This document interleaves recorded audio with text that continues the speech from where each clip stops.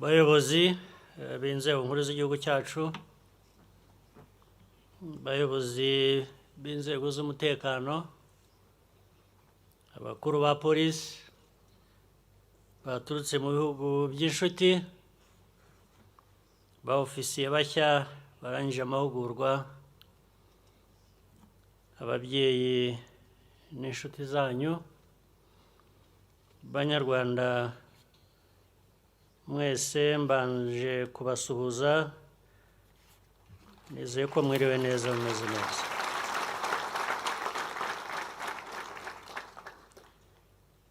Ndagira ngo ntangire ishimira polisi y'igihugu imyaka 25 imaze ikorera igihugu cyacu akazi keza kandi kendashyigikirwa. Ndashimira polisi yose, abapolisi bose, abuyu munsi nabo mu gihe cyahise, kubw'umurava n'ubwitange bwatumye abanyarwanda babaho kandi bagakora akazi kabo batekanye mu cyubahiro n'agaciro bibakwiriye. No hirya y'imbibi z'igihugu cyacu, izi ndangagaciro zikomeje kubaranga mu bikorwa mpuzamahanga byo kubungabunga amahoro. Ibyo polisi yagezeho byavuye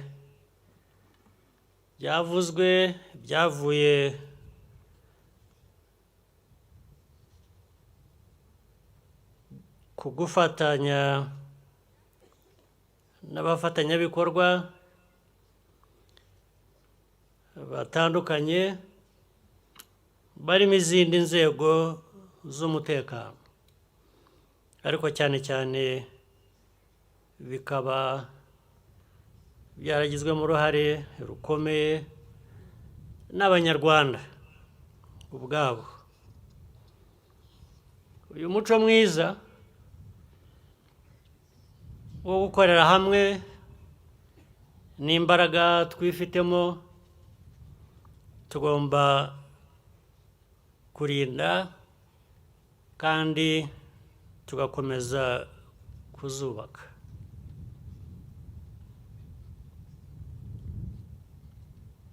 Ni muri urwo rwego ngira ngo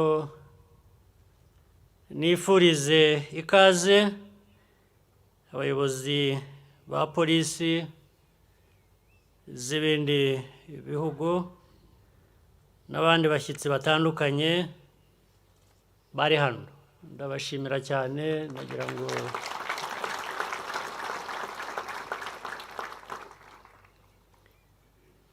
twese dusangiye ubushake bwo gukomeza gukorera hamwe mu kurinda umutekano wacu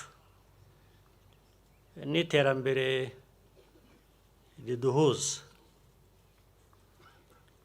Imiterere y'umutekano ikomeje guhinduka nk'uko byavuzwe n'umuyobozi wa polisi y'igihugu, kandi ibyaha biragenda birushaho gukorwa mu buryo bugoye, gukurikirana, buhindagurika kandi bwambukiranya imipaka. Niyo mpamvu imikorere ya polisi y'igihugu nayo igomba kujyana n'igihe. Ngira ngo ibyo nabyo umwanya washize abapolisi babitweretse, turabishima. iyo mikorere ikumira ibyaha bitaraba isubiza ibibazo bihari kandi ireba kure. Uwo rero ni umuco wa polisi yacu twifuza gukomeza kubaka ubushobozi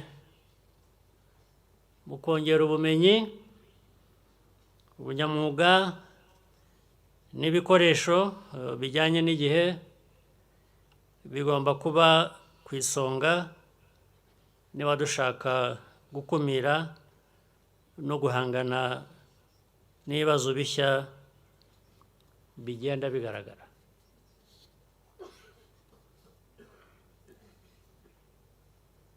Kuri ba ofisiye ba polisi bashya barangije amahugurwa, tubashimiye kuba mugeze kuri iyi ntambwe.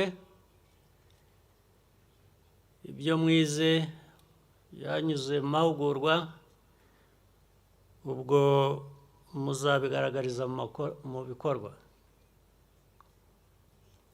Amahugurwa murangije ntabwo yabateguraga mu buryo bw'umwuga gusa, ahubwo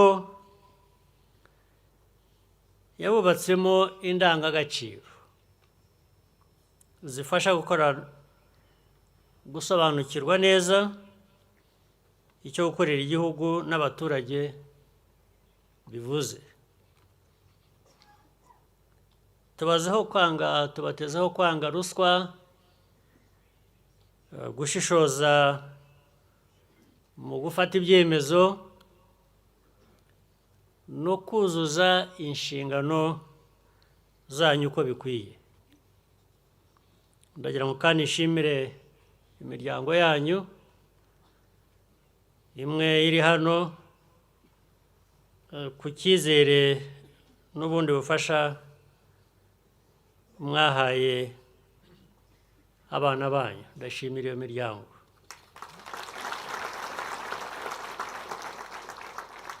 Kandi ntibirangirira aha ngaha, ubwo muzakomeza mubafashe n'igihe bari ku kazi.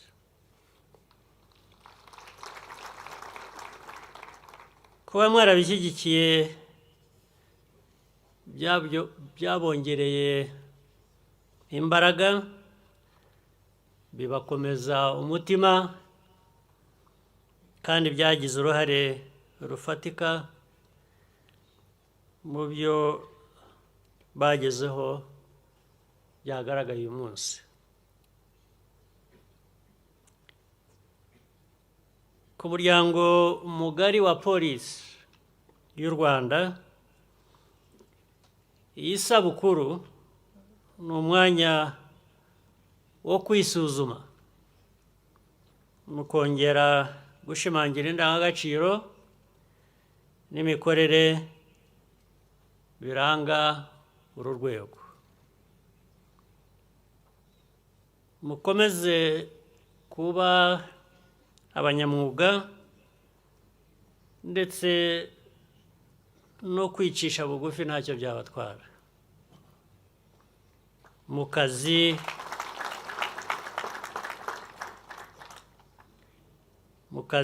mukorera igihugu cyacu cyanyu n'abaturage bacyo. Ibyo maze kuvuga ni ngombwa. Ibi ni byo bizatuma icyizere abanyarwanda babafitiye no gukomeza ndetse kubafasha bikomeza gushinga imizi.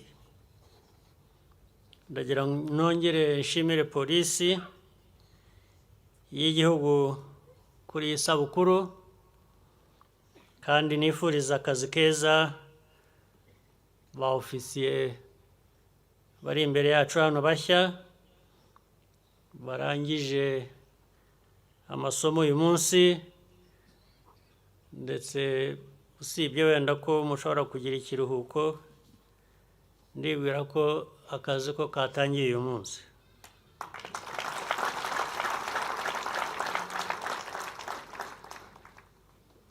Mwese mbifurije gukomeza kuzuza neza inshingano mufite ubu n'ejo hazaza. Ndagira ngo rero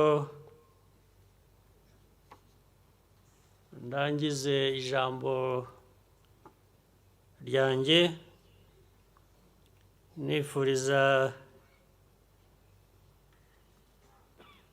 abayisilamu bose mu Rwanda no hirya no hino ku isi bizihiza umunsi mukuru wa Eid Mubarak.